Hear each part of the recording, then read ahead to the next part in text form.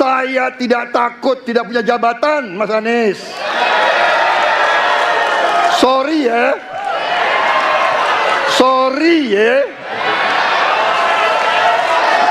Salam damai sejahtera bagi kita semua, kembali dengan saya di channel ini. Terima kasih bagi teman-teman yang senantiasa mendukung dan mensupport perkembangan channel ini. Tuhan Yesus memberkati kita semua. Pada kesempatan kali ini saya akan membagikan kepada kita semua detik-detik Pak Prabowo membuat Pak Anies terdiam dan membisu di dalam debat perdana Pilpres tahun 2023. Video ini saya buat hanya untuk mengedukasi kita semua. Silakan menilai sendiri, silakan memutuskan sendiri, silakan berkomentar sendiri. Tentu komentar saudara berharap komentar yang membangun, yang positif dan mengedukasi. Nah, siapa yang pantas menjadi pemimpin bangsa ini di tahun 2024 yang akan datang? Pilihannya di tangan saudara. Oleh karenanya langsung saja kita saksikan video atau cuplikan videonya. Berharap teman-teman menonton video ini sampai selesai supaya saudara dan saya tidak gagal paham dan membuat satu komentar yang tidak sesuai dengan apa yang kita inginkan. Inilah dia videonya yang berikut ini. Saya tidak takut tidak punya jabatan, Mas Anies. Sorry ya. Sorry ya.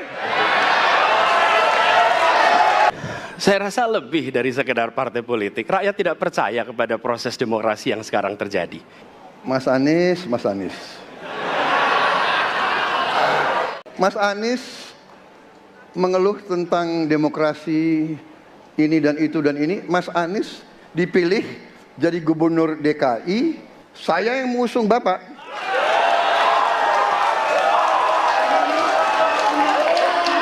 Kalau demokrasi kita tidak berjalan, tidak mungkin Anda jadi gubernur. Pak Prabowo tidak tahan untuk menjadi oposisi. Apa yang terjadi? Beliau sendiri menyampaikan bahwa tidak berada dalam kekuasaan membuat tidak bisa berbisnis, tidak bisa berusaha. Karena itu harus berada dalam kekuasaan. Kita ini bukan anak kecil, Mas Anies. Ya. Anda juga paham ya. Sudahlah ya. Sekarang begini. Intinya rakyat yang putuskan. Rakyat yang menilai. Kalau rakyat tidak suka Prabowo dan Gibran, nggak usah pilih kami, saudara-saudara sekalian. Dan saya tidak takut tidak punya jabatan, Mas Anies. Sorry ya. Sorry ya. Salah satu pilar penting demokrasi adalah partai politik. Namun kepercayaan publik terhadap partai politik di Indonesia selalu rendah. Pertanyaan, apa kebijakan yang akan Anda lakukan untuk melakukan pembenahan tata kelola partai politik? Waktu untuk menjawab 2 menit dimulai dari sekarang. Saya rasa lebih dari sekedar partai politik. Rakyat tidak percaya kepada proses demokrasi yang sekarang terjadi. Itu jauh lebih luas dari sekedar partai politik. Ketika kita bicara demokrasi, minimal ada 3. Minimal 3 nih.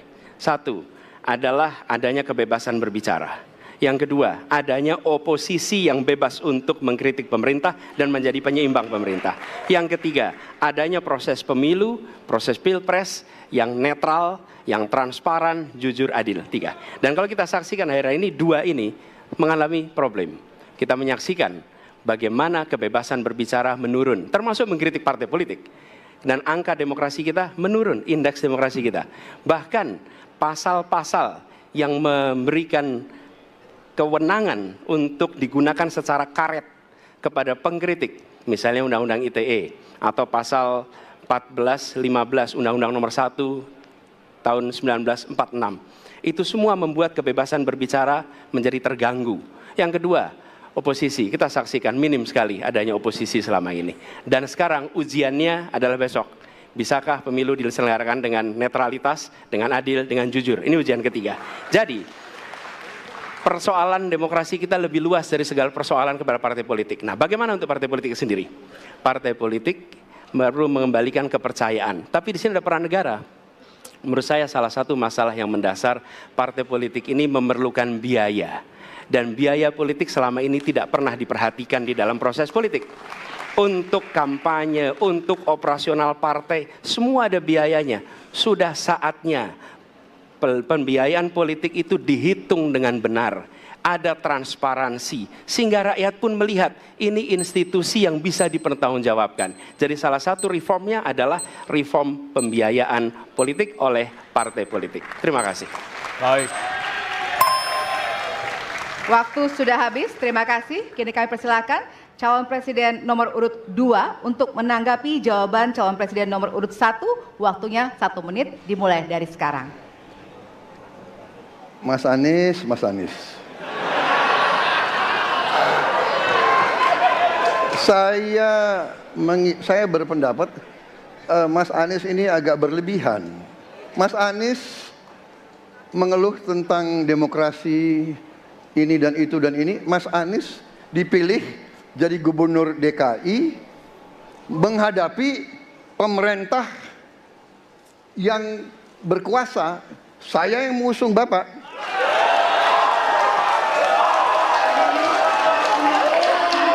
Kalau demokrasi kita tidak berjalan, tidak mungkin Anda jadi gubernur.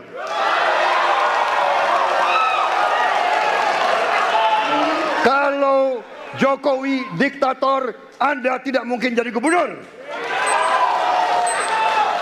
Saya waktu itu oposisi, Mas Anies.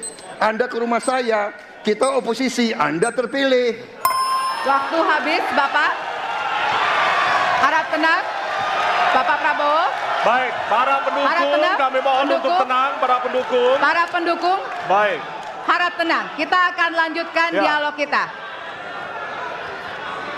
Harap tenang. Hadirin, harap tenang.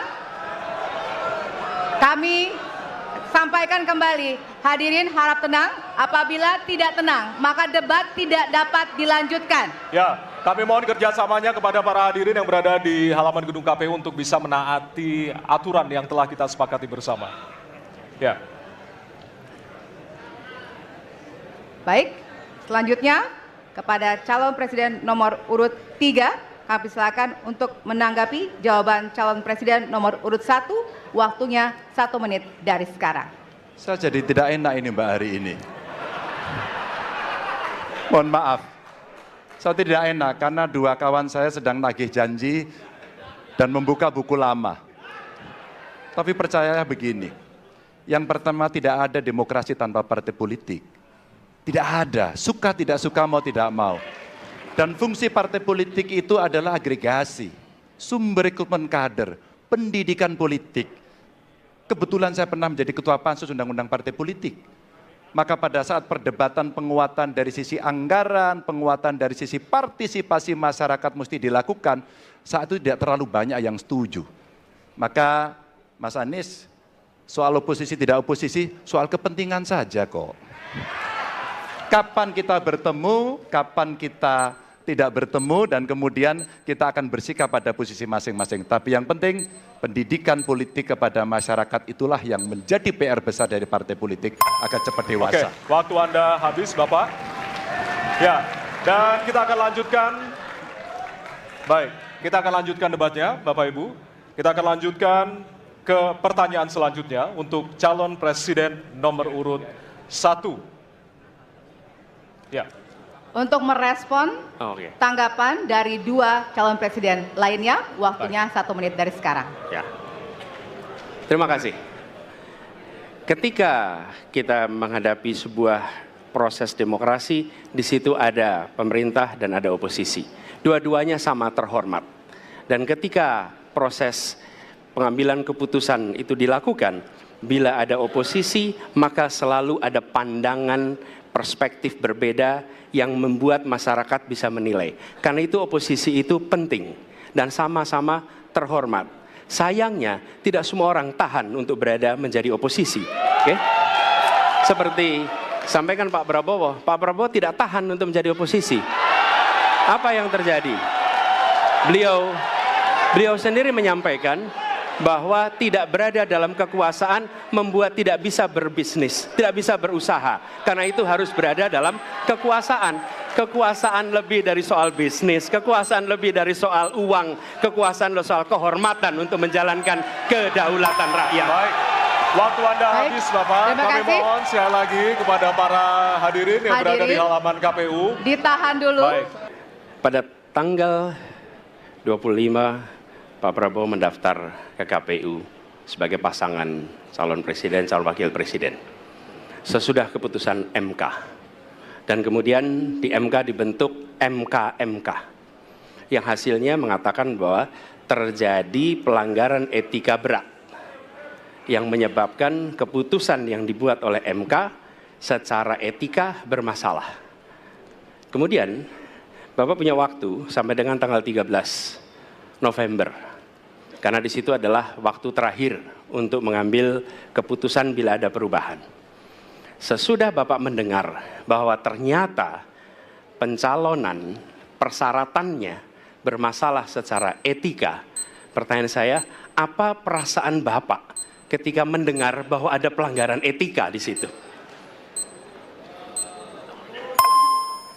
Baik, waktunya habis. Kami berikan kesempatan kepada calon presiden nomor urut 2 untuk menjawab selama 2 menit. Waktunya dimulai dari sekarang. Jadi Mas Anies ya memang suatu perkembangan politik itu ada beberapa segi perspektif ya. Jadi tim saya, para pakar hukum yang mendampingi saya menyampaikan bahwa dari segi hukum tidak ada masalah. Masalah yang dianggap pelanggaran etika sudah diambil tindakan dan keputusan ya waktu itu oleh pihak yang diberi wewenang, kemudian sudah ada tindakan dan tindakan pun itu masih diperdebatkan karena yang bersangkutan masih memproses. Tetapi intinya adalah bahwa keputusan itu final dan tidak dapat dirubah. Ya, saya laksanakan ya. Dan kita ini bukan anak kecil, Mas Anies ya. Anda juga paham ya. Sudahlah ya. Sekarang begini. Intinya rakyat yang putuskan, rakyat yang menilai. Kalau rakyat tidak suka Prabowo dan Gibran, nggak usah pilih kami, saudara-saudara sekalian. Dan saya tidak takut tidak punya jabatan, Mas Anies. Sorry ya. Sorry ya. Para penang, Mas Anies, saya tidak punya apa-apa. Saya sudah siap mati untuk negara ini. Baik.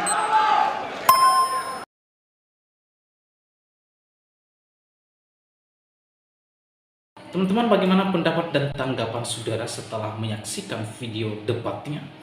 Oleh karenanya silakan berkomentar di kolom komentar.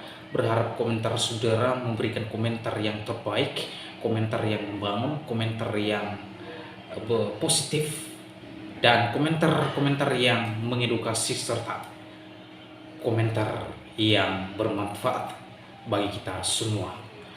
Nah, teman-teman, sekali lagi video ini saya buat hanya untuk mengedukasi kita semua. Silakan menilai, silakan memutuskan siapa yang pantas menjadi pemimpin bangsa ini di tahun 2024 yang akan datang.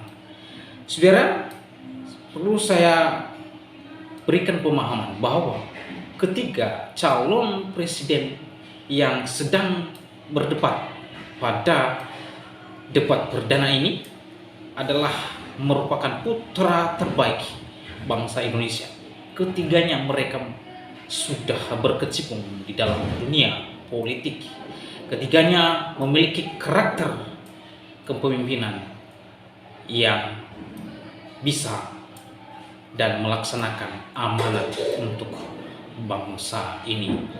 Ya, oleh karenanya silakan memilih dan memutuskan sesuai dengan hati nurani saudara untuk memilih siapa yang menjadi pilihan Anda pada tahun 2024 yang akan datang saudara. Ya, harapan saya kiranya pemimpin yang terpilih adalah merupakan pemimpin yang terbaik untuk bangsa ini. Mengapa saudara? Karena bangsa ini membutuhkan pemimpin dan seseorang yang memiliki karakter tegas, tidak kompromi, dan melawan arus ketika ada oknum-oknum orang intoleran yang mengacau balaukan bangsa ini, saudara. Ya, itu harapan saya yang pertama. Kemudian kiranya pemimpin yang terpilih pada tahun 2024 yang akan datang nanti adalah pemimpin yang betul-betul tidak kompromi dan menindas tegas para intoleran, orang-orang yang suka dan anti rumah ibadah agama lain, dan menindas tegas orang-orang yang suka membubarkan gereja umat Kristiani. Ya, berharap umat Kristiani bebas dan merdeka di dalam memilih dan menjalankan ibadahnya sesuai dengan ketentuan yang berlaku di Indonesia ini. Kemudian kiranya pemimpin yang terpilih adalah pemimpin cinta NKRI dan memberantas ormas-ormas yang tidak tunduk di bawah Undang-Undang Dasar dan Pancasila, serta membereskan masalah-masalah yang ada di negara ini.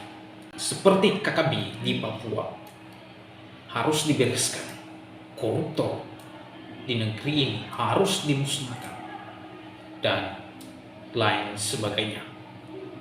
Jadi pemimpin yang kita idam-idamkan adalah sosok pemimpin yang bertanggung jawab, yang berkarakter, dan yang menindas tegas dan tegas terhadap para intoleran, terlebih orang-orang yang membubarkan atau menolak rumah ibadah agama lain. Oleh karenanya, saya secara pribadi, saya berdoa kiranya Tuhan menunjukkan siapa mereka yang betul-betul benar-benar memimpin bangsa ini ke depan. Ya, saya berdoa kepada Tuhan Yesus Kristus, kiranya pemimpin yang terpilih menjadi pemimpin bangsa ini ke depan adalah orang-orang yang cinta damai, yang mengayomi antar umat beragama, dan khususnya umat Kristiani bebas beribadah sesuai dengan kepercayaan yang diyakininya. Oleh karenanya di akhir video ini, kiranya video ini menjadi berkat untuk kita semua dan kepada seluruh masyarakat seluruh Indonesia. Silahkan menggunakan hak pilih Anda dan memutuskan untuk memilih siapa yang sesuai dengan hati nurani saudara. Oleh karenanya demikian video saya kali ini, sampai bertemu di video saya selanjutnya saudara. Tuhan Yesus memberkati kita semua. Shalom.